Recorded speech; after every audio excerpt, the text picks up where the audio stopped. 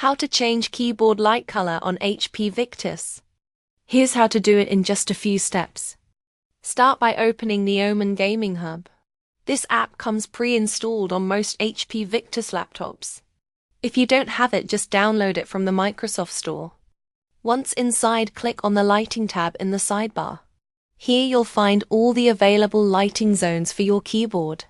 Depending on your Victus model, you may have one backlight zone or full RGB per key customization.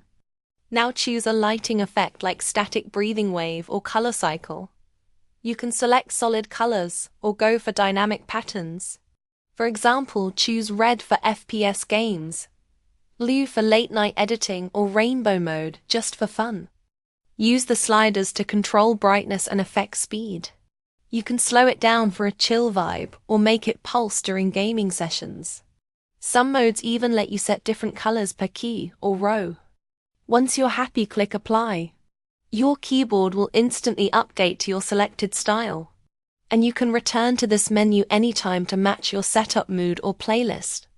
Thanks for watching.